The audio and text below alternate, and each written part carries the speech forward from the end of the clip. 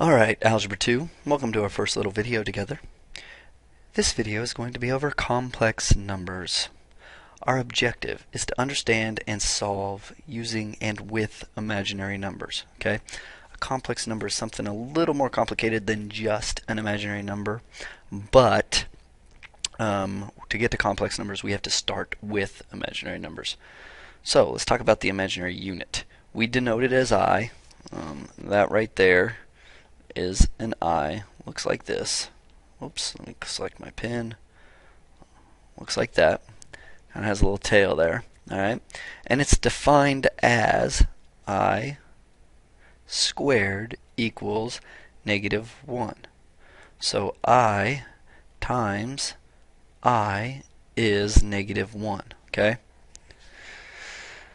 Well, if this is true, then that means that the square root of both of these, the square root of I squared, equals the square root of -1, right? So we end up with this square root of anything squared is just itself, because these cancel. So this is I, and the square root of -1 does not simplify at all, so it stays as the square root of -1. Okay? Now, this was kind of tripped upon when it was first discovered, but these are the two things that we get from it. So what does this mean? Theoretically, well, it means a lot, but for our class, it means that we can square root negative numbers. If I square root a negative number, it means it's something times I, because the square root of -1 is I. Okay? So if I take, just off the top of my head, -36, and I want to square root it, and everybody says you can't do that, they're right. You cannot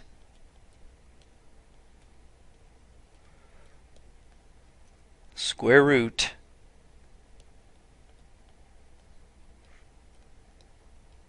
-36 on the real number plane.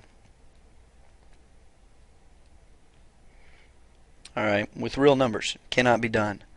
But I just told you we're going to use imaginary and complex numbers. So we're in this wonderful land of make-believe. Alright, so this tears apart. I'm just going to tear this apart like I would any radical. That is the product of two perfect squares. Alright, one of them being the square root of -1 times the square root of 36. So I just tore it apart. Okay, if I multiply these back together, I'm right here. Square root of 36 is 6. Square root of -1, well, I just told you, it's I. So this is I. So my answer is 6I. Okay?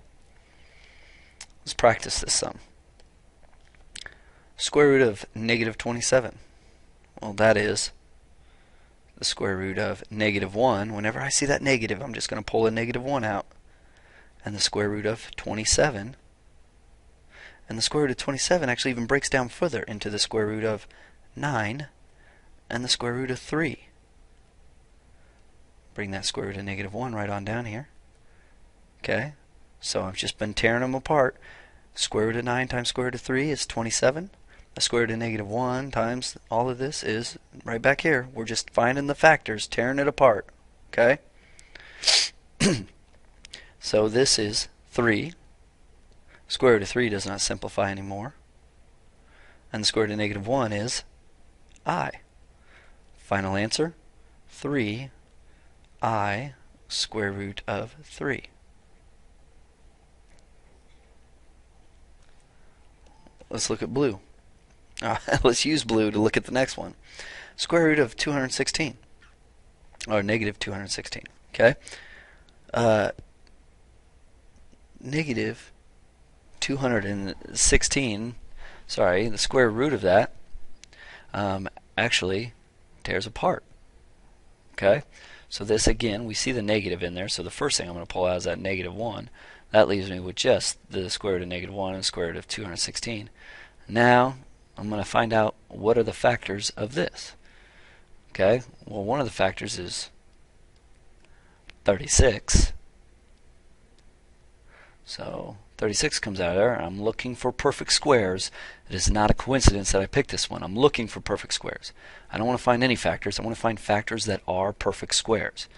Bring the square root of negative 1 down, put the multiplication between them. And 36 times what gives me 216? It's 6. Okay, so here's my three factors. This, square root of negative 1 is what? I. Square root of 36 is 6. Square root of 6 is square root of 6. Does not simplify anymore. Final answer, 6I square root of 6. You have to be okay with these type of numbers. This is a number, but we are writing it in exact form. I don't want a decimal approximation out here. This is a number, an imaginary number, written in exact form. Okay? Negative 18. Negative 18 and negative 125 are yours. Go ahead and do them now.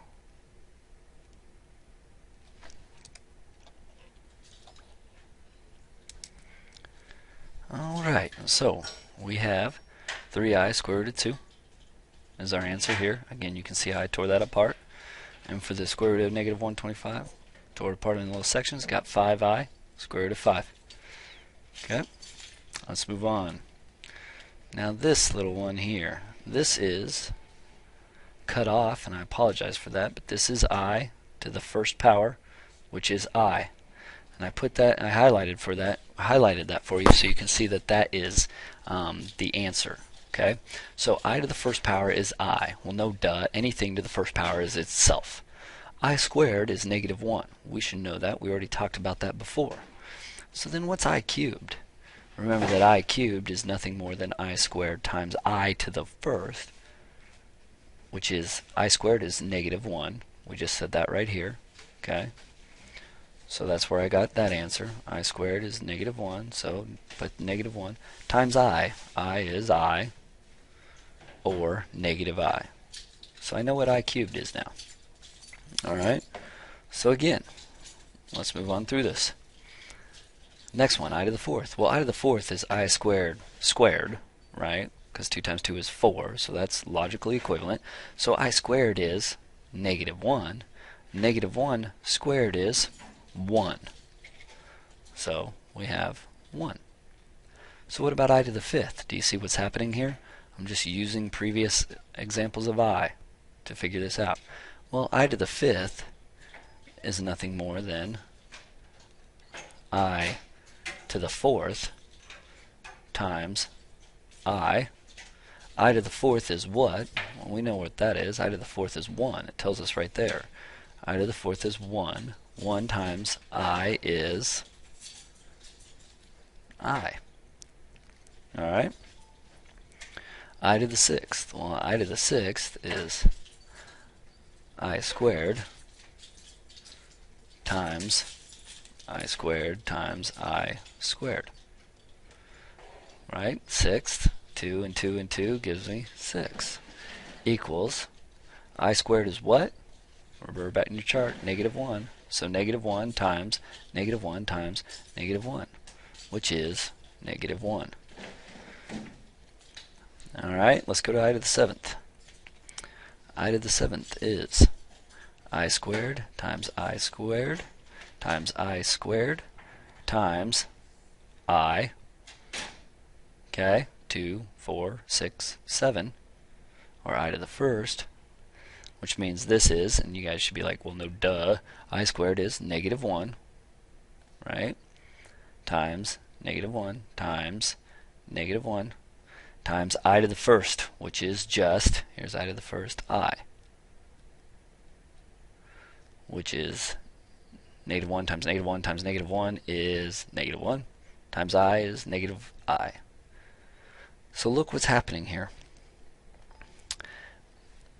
I to the 1, I squared, negative 1, negative I, 1, I, negative 1, negative I. This one, because of the pattern, should be 1. Okay? Notice the pattern. I, negative 1, negative I, 1.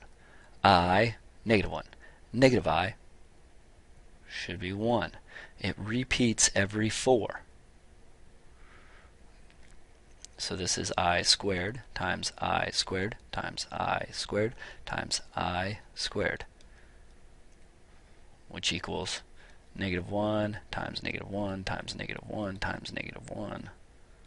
Sorry, that looks like a subtraction. It should be a multiplication, which equals 1. Alright, it repeats every 4. So all we have to do is find out where one of these is at, and we can solve it.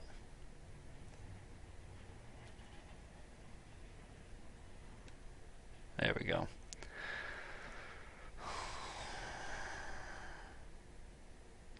So let's talk about the products of imaginary numbers.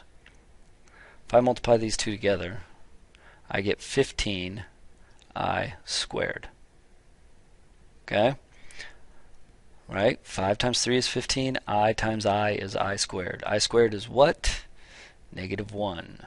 So this is 15 times -1.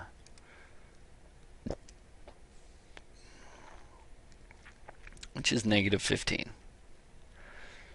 This next one, let's just rewrite it if you don't see it. 3 times 4. And over here I'm going to have times I, which is 12 times I squared. Again, I squared is what? So this should be -12.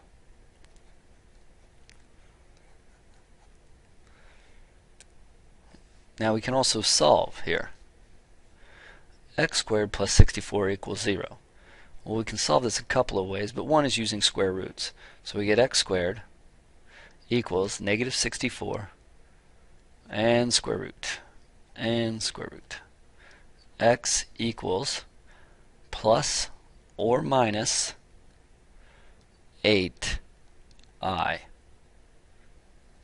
Again, where did I get that? Remember, if I see a negative, I'm pulling this apart into the square root of -1 times the square root of 64. Square root of 64 is 8. Square root of -1 is I. Let's try this one. 4x squared plus 100 equals 0. So 4x squared equals -100. We're going to divide both sides by 4. This is x squared equals -25, and square root both sides. X equals plus or minus 5i. Two things you need to take away from this. One, x, whenever we square root a negative number, you better have an I in there. The square root of -1 is I. Other thing, we need to remember that I squared is -1. The rest of this will come. I promise you, it's not that tough.